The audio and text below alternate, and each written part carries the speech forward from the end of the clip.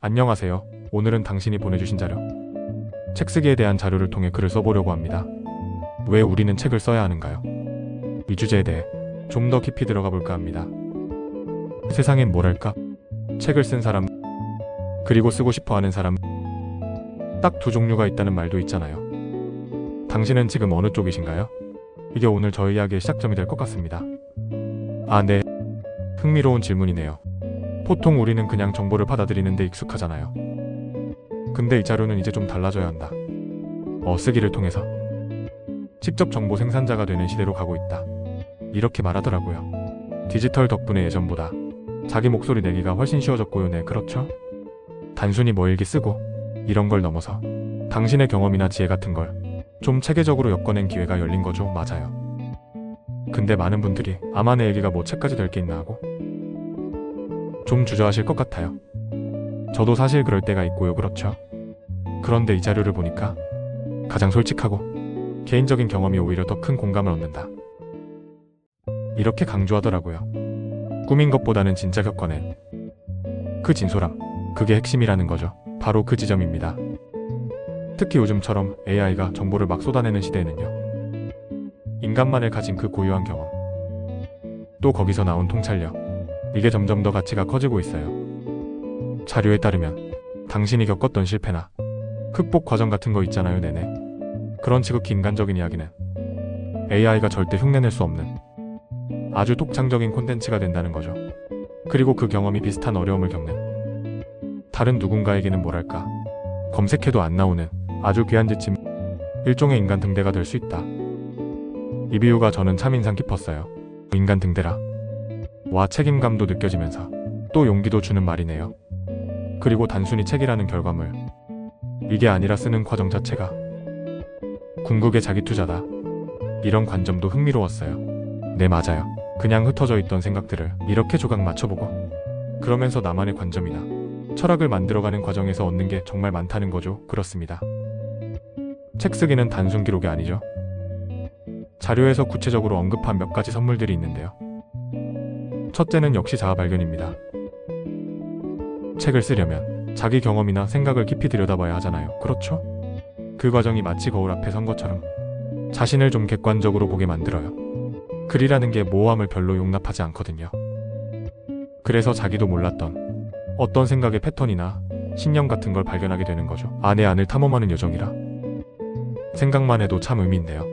그럼 자료에서 또 어떤 이점들을 얘기하나요? 두 번째는 사고의 확장과 명료화예요. 복잡하게 얽힌 생각들을 좀 논리적인 구조로 풀어내는 훈련을 하는 거니까요. 그러면서 문제 해결 능력이나 비판적 사고력이 자연스럽게 좋아진다는 거고요. 세 번째로는 예상치 못한 연결을 이야기합니다. 연결이요. 당신의 책이 세상에 나갔을 때 그 책을 통해서 전혀 생각지도 못했던 사람들을 만나거나 새로운 기회가 찾아올 수 있다는 거죠. 뭐랄까? 책이 당신 대신 세상을 돌아다니면서 네트워크를 만들어주는 셈이에요. 와, 책에 제 분신처럼 막 사람들을 만나러 다닌다니 재밌는데요. 커리어 측면에서도 구체적인 이점이 있었죠. 네네. 네 번째 선물이 바로 커리어 도약입니다. 책 한 권은 당신이 어떤 분야에 대해 깊이 고민했다는 아주 강력한 증거가 되거든요. 그쵸?